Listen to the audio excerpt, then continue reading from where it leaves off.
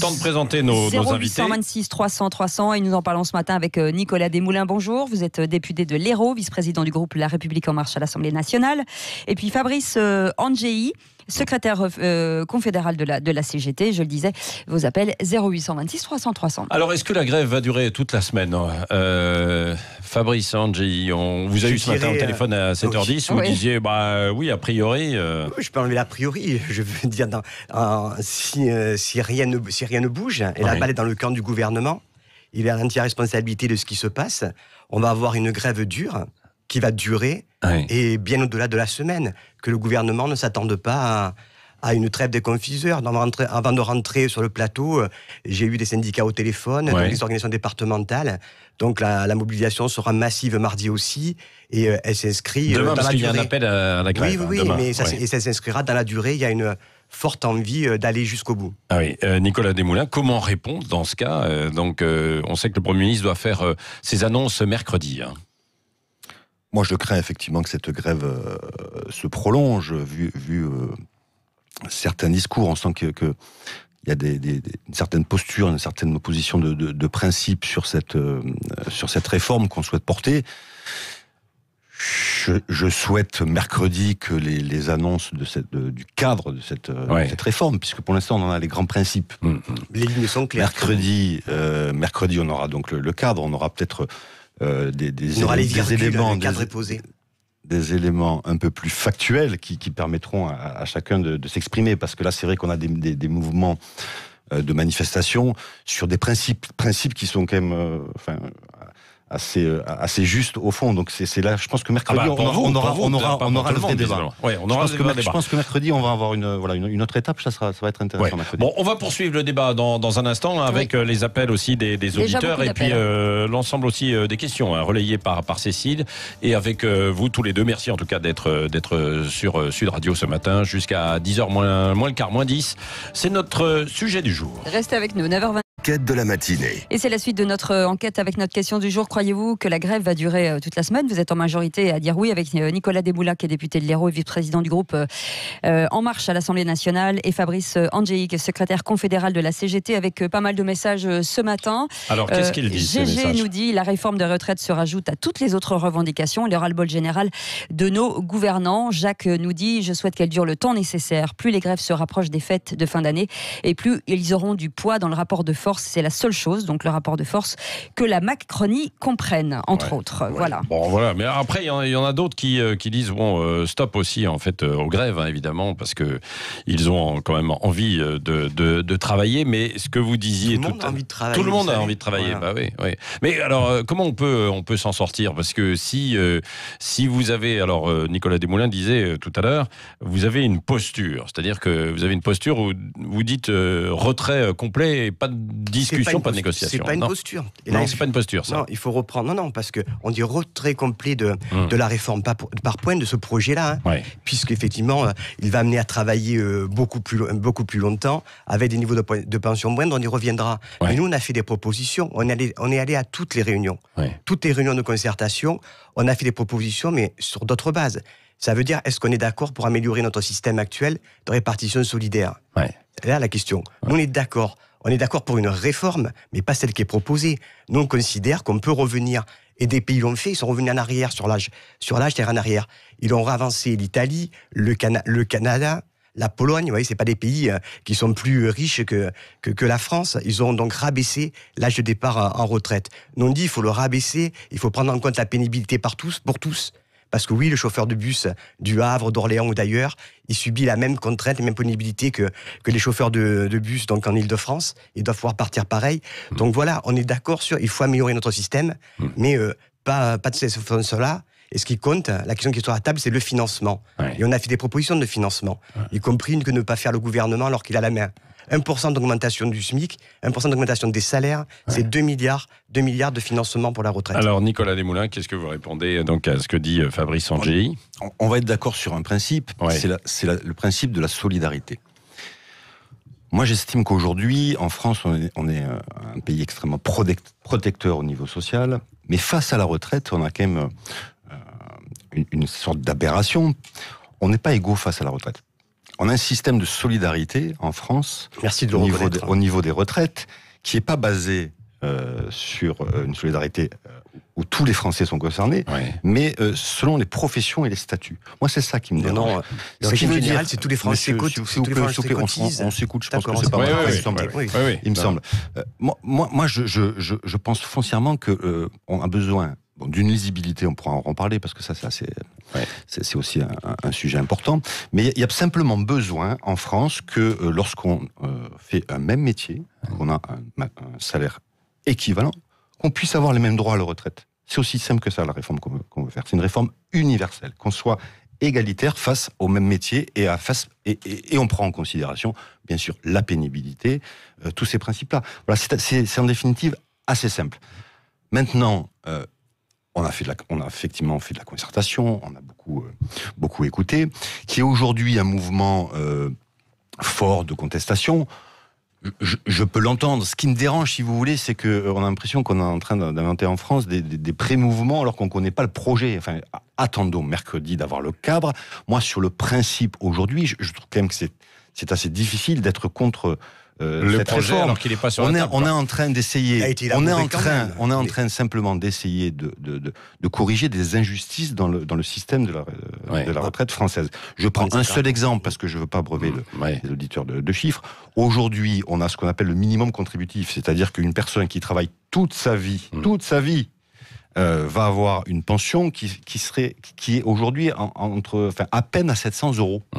Ce n'est pas possible aujourd'hui en France. Ce qu'on va mettre, il est même plus bas le minimum contributif. Ce qu'on souhaite mettre dans ce projet de loi, et ça c'est un principe essentiel, c'est qu'il y ait un minimum lorsqu'on a travaillé toute sa vie, qui serait aux alentours de 1 000 euros aujourd'hui, bien sûr, indexé sur le salaire. Voilà, ça c'est des principes, ça me paraît quand même compliqué d'être quantifié. Là-dessus, vous êtes d'accord ?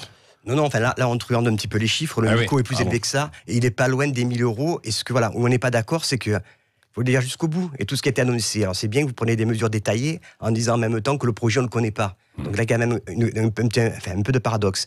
Ce que je veux dire là-dessus, c'est que c'est pour une carrière complète dont on va augmenter à la fois la durée et donc avec des années de précarité. On sait aujourd'hui qu'on rentre dans la vie active pour un jeune à 27 ans, rentre dans la vie active. On a un emploi stable à l'âge moyen de 27 ans.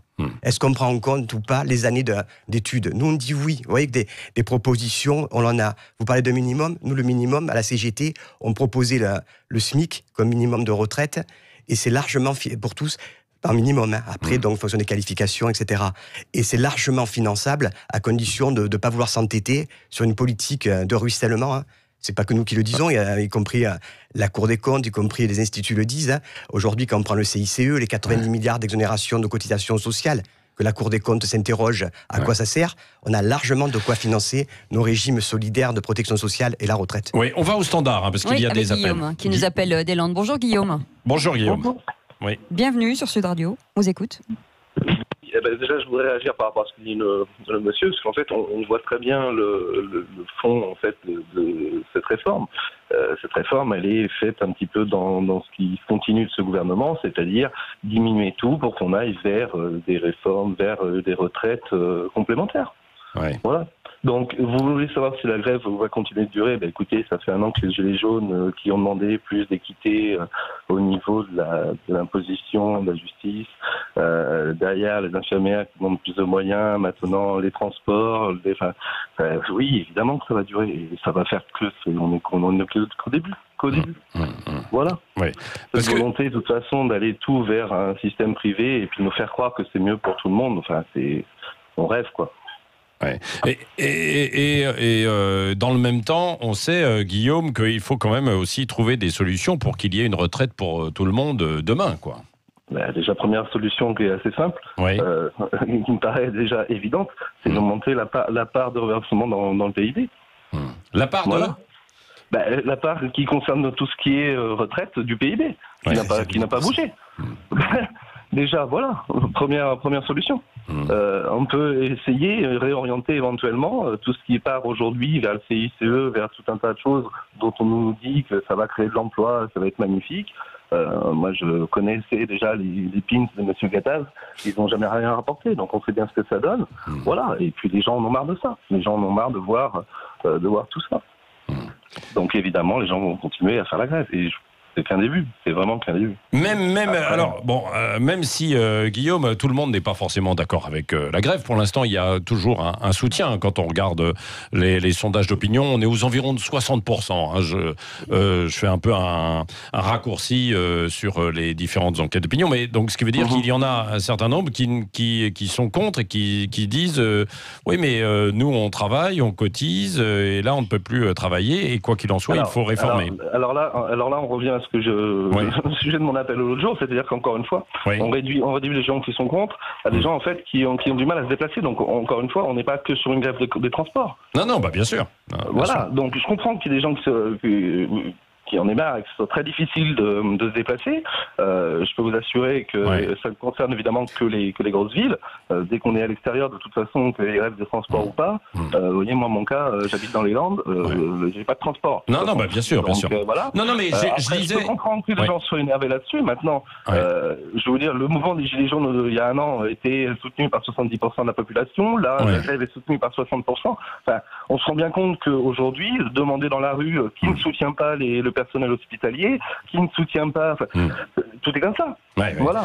Donc, alors après qu'on nous explique qu'il faut absolument travailler plus longtemps pour compenser on va dire la proportion de retraités par rapport aux actifs. Je peux même pas l'entendre. Enfin. C'est ridicule. Oui, techniquement, on pourrait se dire, effectivement, ils sont plus nombreux, il va falloir plus de cotisations. Pourquoi pas? Mais on sait très bien que de toute façon, le boulot aujourd'hui, on ne va pas jusqu'à la fin. Donc ça veut dire qu'on va se retrouver avec des gens qui vont être au RSA 10 ans en attendant la retraite. Oui, ça c'est l'une des difficultés. Restez avec nous, Guillaume. Nicolas Desmoulins, député de La République En Marche. Vous avez entendu, c'est très pragmatique ce que dit Guillaume. On a même du mal à aller jusqu'à la retraite, donc... comment on va faire sur ces dernières années de cotisation, Il faut un projet de loi équilibré. Monsieur parlait des actifs. Il faut pas oublier qu'en France, c'est donc les actifs qui payent pour les retraites. C'est important de le rappeler. En 1950, c'était 4 actifs pour un retraité. Aujourd'hui, c'est 1,7 actifs pour un retraité. Ce qui ne veut pas dire qu'il faut tout changer. Je dis simplement que on va être bientôt... quelques années, face à un mur, effectivement, puisqu'on ne pourra pas financer ces retraites. Et donc, il faut le faire maintenant. Moi, j'ai envie de dire, cette majorité a... Bon, mais il faut déjà c'est une réforme paramétrique ou systémique d'égalité que vous faites. Non, mais si on ne s'écoute pas, parce qu'on peut pas... Voilà. Je vais simplement terminer, vous rebondirez. C'est pas simplement une promesse qu'on a faite. Ça l'est aussi, c'est important de le signaler, puisque depuis le début que nous sommes...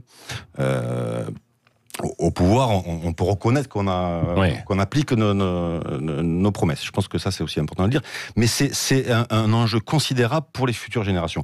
Et effectivement, le faire dans 20-25 ans, ça pourrait être très, très brutal. Aujourd'hui, je pense qu'on est capable, on a les moyens pour pouvoir faire quelque chose qui soit beaucoup moins brutal que ce qui pourrait être fait dans 20 ans. Faisons-le, mettons-nous autour d'une table, partons sur ces principes-là qui sont quand même des principes de justice, de solidarité. Il n'y a aucune justice dans cette réforme-là. Une solidarité entre tous les Français, c'est ça qu'on souhaite faire aujourd'hui.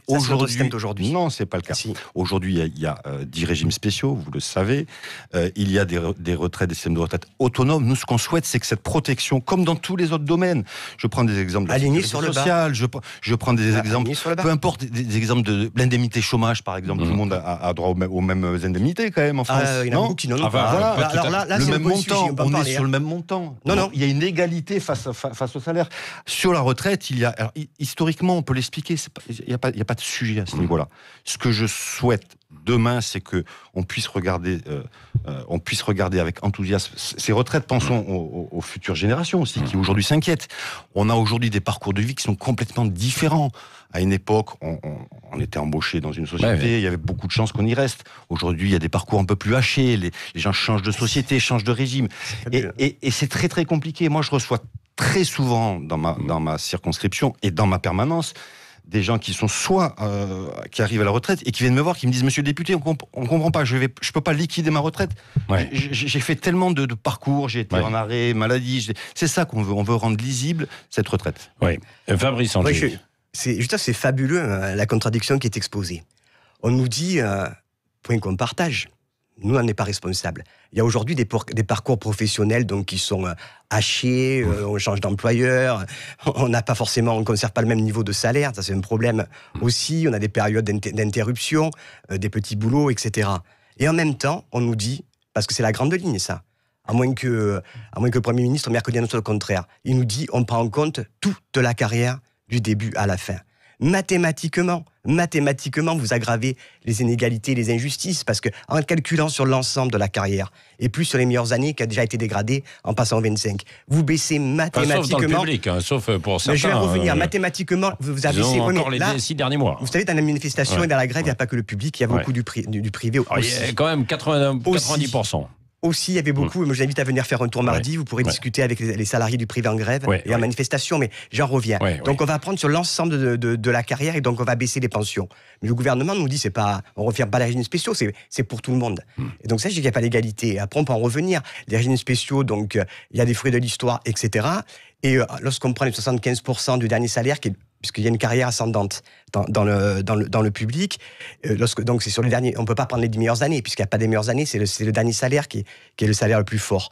Dans le privé, lorsqu'on prend le taux de base, la retraite de base, les 50%, plus la complémentaire à 25%, on arrive à un taux quasiment équivalent. Après, le montant moyen est différent. Avec la complémentaire. Oui, mais la complémentaire, elle fait partie du régime. Beaucoup, 9 sur 10 salariés du privé ont une complémentaire. Écoutez, c'est pas le cas. Moi, quand j'ai mon entreprise, c'était pas le cas. Mais oui, vous avez une entreprise, vous êtes employeur, vous êtes un entrepreneur. Donc oui, vous n'êtes pas un salarié. Mais je parle des salariés. Mais je parle de mes salariés. Oui, je parle des salariés. Des petites sociétés. Des petites sociétés. Mais ça, c'est pas limité aux petites sociétés. La retraite complémentaire, elle est en fonction des statuts, etc. Elle n'est pas en fonction du type de société. Mais voilà, on voit bien cet exemple-là où j'ai pris en prenant l'ensemble de la carrière, on va donc baisser le niveau des pensions pour tous. Et c'est flagrant chez les enseignants, mais pas que. C'est flagrant pour les femmes aussi. Et c'est pour ça que les mouvements féministes appelaient aussi à la manifestation jeudi dernier, comme elles appelleront mardi. On est bien là-dessus. Bon. Et la deuxième contradiction, je vais aller vite, pour pas aller vite. La seconde contradiction, c'est on nous dit c'est une réforme donc plus de justice, donc systémique pour de la lisibilité. Et en même temps, on nous dit, mais vous comprenez, il faut apurer les finances, donc sinon on ne peut plus verser les retraites, etc., pour les générations futures. Mais là, il y a un paradoxe. Soit on résorbe l'égalité et l'injustice, et nous, on a des propositions en la matière, qui passe pas par la réforme par points, soit on est bien sûr le fait de paramétrer la réforme par rapport à l'équilibre financier. Et là, il faut que le gouvernement sorte du bois. Parce que c'est ça les mesures, y compris du fait d'avoir un filet minimum, c'est un appel d'air pour les assurances privées, les fonds de pension, c'est ça que met en jeu la réforme. Bon, est-ce que vous êtes optimiste pour mercredi ou pas, Nicolas Desmoulins? On va terminer là-dessus. Je suis optimiste, je ne maîtrise pas les mouvements de grève. On a bien compris depuis le début que, beaucoup de syndicats... Non, mais il y a deux choses différentes. Il y a le blocage qui vont être, à mon avis, qui vont effectivement durer parce que beaucoup de syndicats, je le répète, ne sont pas d'accord sur le principe. Donc c'est un petit peu compliqué de négocier et de travailler ensemble quand on est contre le principe. Moi, je pense que les Français, mercredi, ça sera une première étape, vont être convaincus par le besoin de cette réforme et surtout par le fait que c'est une réforme juste. C'est ça, la réforme, si j'avais un mot à dire essentiel, c'est une réforme juste et nécessaire. Bon. Merci à tous les deux. Fabrice Angy, donc secrétaire confédéral de la CGT, et Nicolas Desmoulins, député de l'Hérault, vice-président du groupe La République En Marche à l'Assemblée nationale. C'est toujours plus de 80% sur les réseaux sociaux, 87% très précisément. Vous croyez que la grève va durer toute la semaine? Oui, on est parti visiblement. Je peux le confirmer. Oui, vous confirmez. Oui. Bon, voilà. Et sur Facebook, c'est la même chose. Dans un instant, on va changer de sujet. De santé. Pour avoir une retraite, il faut être en bonne santé. Avec le docteur Fabien Aguez qui nous annonce que tout se guérit dans 10 ans. Ça, c'est la bonne nouvelle. Il va